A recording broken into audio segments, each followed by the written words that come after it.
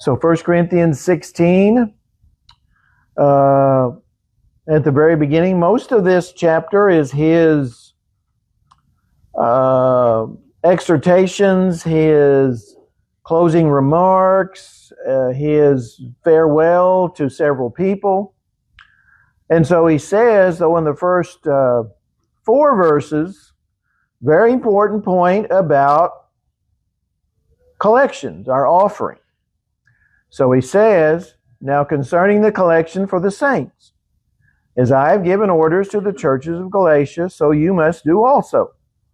On the first day of the week, let each one of you lay something aside, storing up as he may prosper, that there be no collections when I come.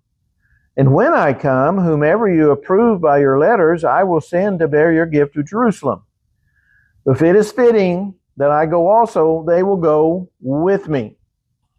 And recall that the church of Jerusalem had members who needed financial support, probably for a lot of reasons.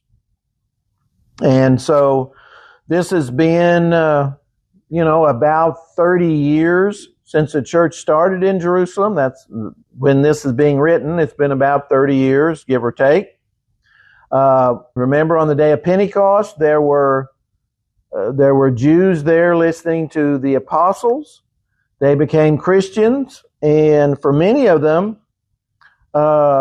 becoming a Christian might have meant they lost their property, lost some possessions, lost their job. So they needed help. And so there was no doubt that this was going to be something that's needed. Also, we read about in Acts 11 that a prophecy was made about a famine that was going to hit that area.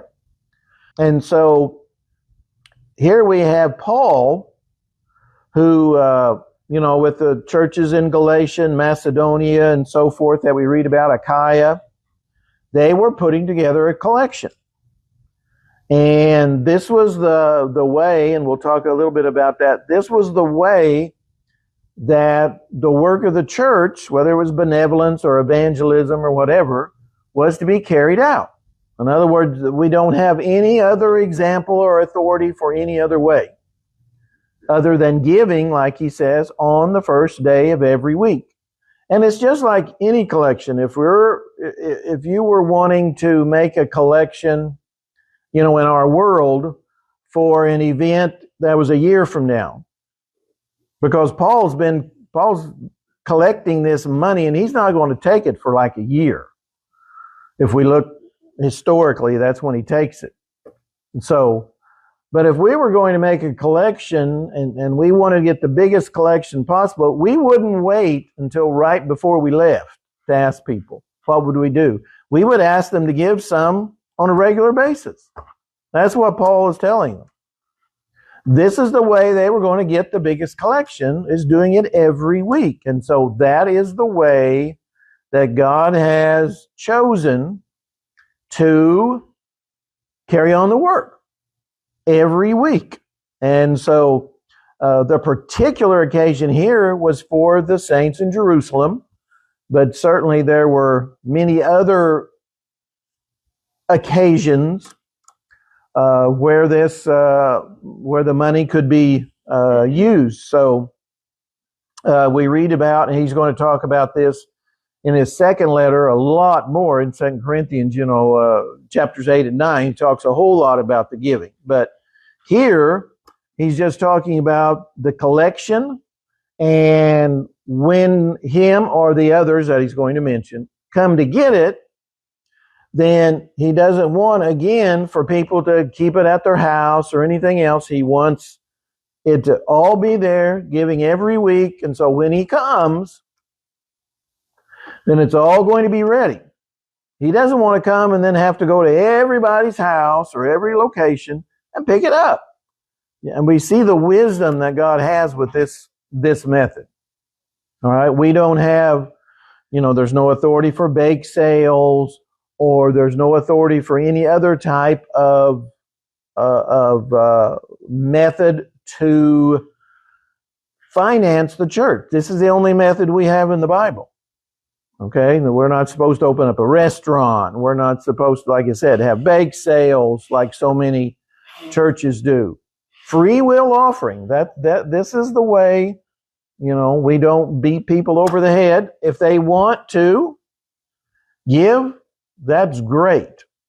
So that's the free will part. We have free will. We don't tell people that they have to give X amount of dollars. Paul will also talk about, again, in 2 Corinthians 8 and 9, about the spirit it needs to be given in. Okay? Giving generously, giving of free will, giving sincerely. And so, Paul, again, and we read more about this in 2 Corinthians, how he's been working with the churches, and that he's going to be coming, and he ends up going with these two people that he mentions. He ends up going with them, that we read about in the book of Acts. So he ends up going with them. He says there in verse 4, "But if it's fitting that I go also, they will go with me." And so he does end up going with them. We find out in Acts. So this is the order. He says, "As I have given orders." And this word in the original language is a command. I mean, this is something they were to do on the first day of the week. He's giving them orders. And of course, he's speaking as an inspired apostle of Christ. And so this was something this was like the definite plan for financing God's work. There isn't any other plan or authority for any other way. It was to be offered freely, cheerfully. All right. If people, wanted to give this amount or that amount, all right, they were to be, glad. They were to do it, but the amount was not specified. In the Old Testament, there is a little more specific with their tithing and so forth, but that was also, under the law of Moses, when people gave, when they tithed, it wasn't just for spiritual work. It was for the entire government. All right. So it wasn't just for spiritual means. When you go back and look at tithing and what it was used for, it wasn't just for spiritual means. But for us, we're giving for spiritual means. All right. So again, it's supposed to be freely, we're not to lambaste people that they're not giving enough or anything like that. All right. How much they give is between them and God. And so these are the instructions. And this is an orderly arrangement. Every time you meet on Sunday, all right, this is what you're supposed to do. Lay by in store so that when necessary, like in this case, giving to the Jerusalem saints who were in need, then the money would be there. We wouldn't have to go again around everybody and collecting and everything, and that wouldn't be orderly. This is orderly. So he says, "I've given orders to the churches of Galatia, so you do also." So see, this was across the board. This wasn't just what the church of Corinth was to do. All congregations of God's people were to do this. This was their plan. Paul says in this book that what he's writing for all churches. So this is the plan for all congregations. No other method is to be used. So he says, when is this to be done? On the first day of the week. And in the original language, there's a word there, kata, that has the idea of every first day of the week. Not just once a quarter, once every 6 months, every week. That's what we're supposed to do, every week. And that's the arrangement. I guess God could have done it a lot of other ways, but this is the way he chose. All right, so will someone read, we've been talking about Acts chapter 20, verse 35. "I have shown you all things how that so laboring you ought to support the weak, and to remember the words of the Lord Jesus, how he said it is more blessed to give than to receive. All right, there's some words that Jesus said that we don't have recorded in Matthew, Mark, Luke, or John. But it's still something that Jesus said, because Paul's giving this by inspiration. It's more blessed to give than to receive. And so when he goes in the next letter that we have to the church at Corinth, he talks about how they were liberal givers. They gave, above and beyond. And so, these would have been, Corinth was pretty much a Gentile area. So a lot of these Christians in the church at Corinth would have came from Gentile backgrounds. And so this money that's being collected that will eventually go to Jerusalem would be going to people of a Jewish background. So see, this would help unite them together. Jew and Gentile would be more united because of this collection. So it would have a lot of very good results. Something else to think about. So every week, and how are you supposed to give? He says, as you have prospered. All right? Again, it's not a set amount. I mean, every week, depending on what kind of job you had, it could be different. So it's based on essentially how you're doing each week. All right? So it was given, all right, based on prosperity. It was done every week. And, he storing up as he may prosper, that there be no collections when I come. When he came, he didn't want to, again, have to go around and collect from everybody. This was the best way to do it. He wanted everything to be above board. He didn't want anything to be on the sly. He wanted everything up front. Okay?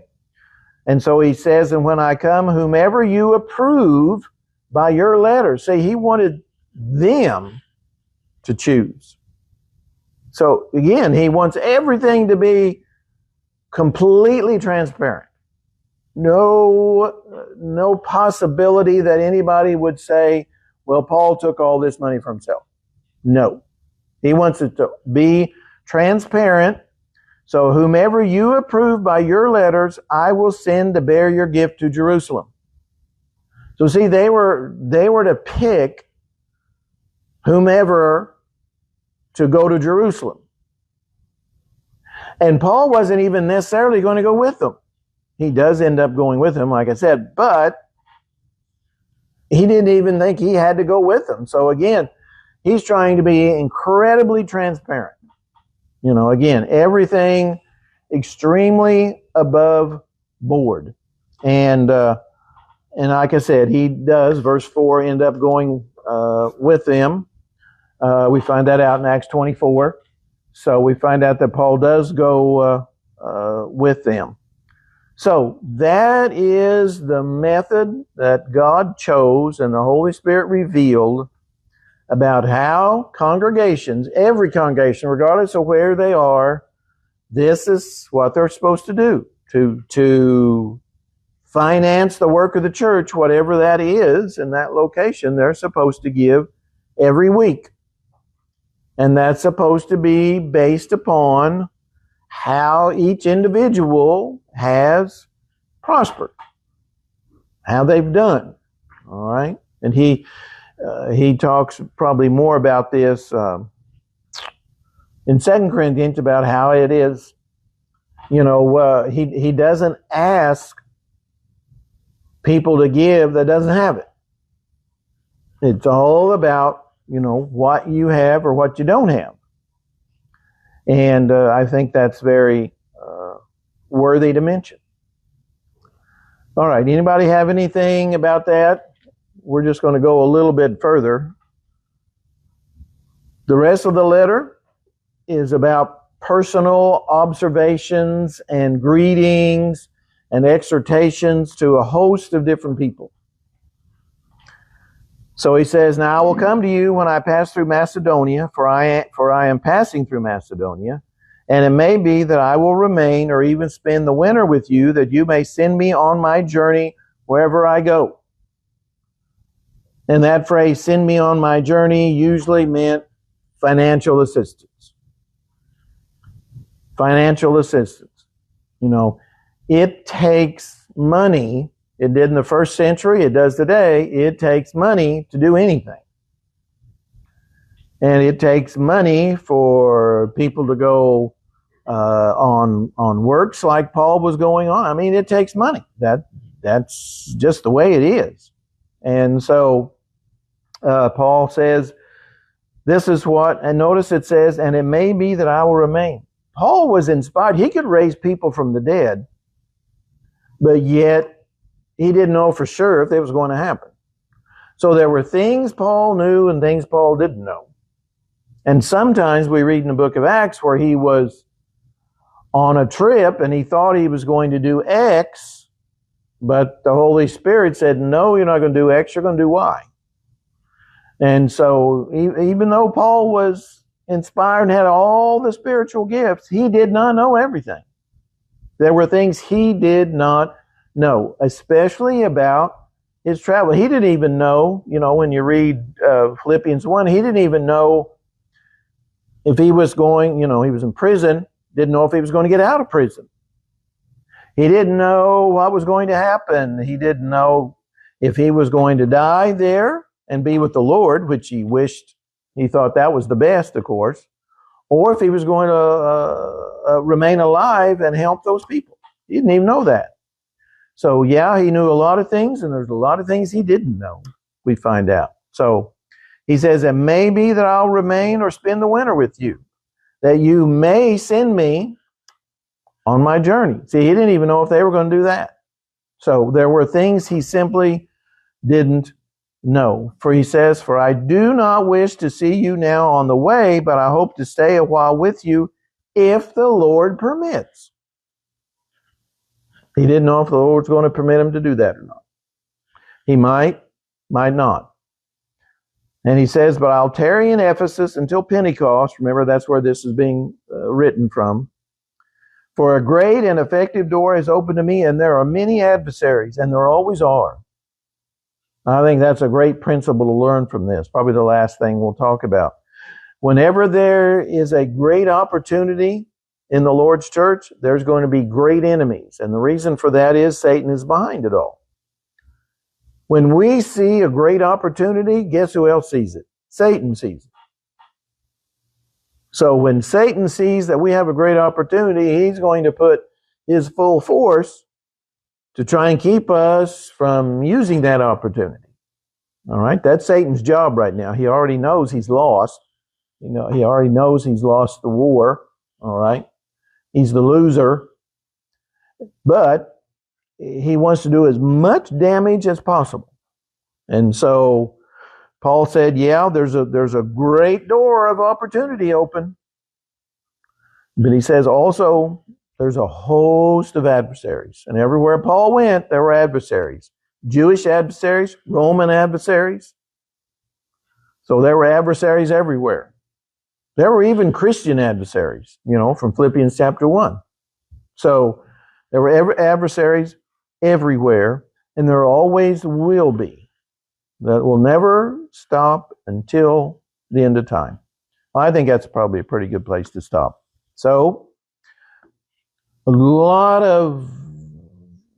a great principle here about financing the work of the church and understanding that regardless of what we do, if we're doing good, then Satan is going to try and do bad because that's his job.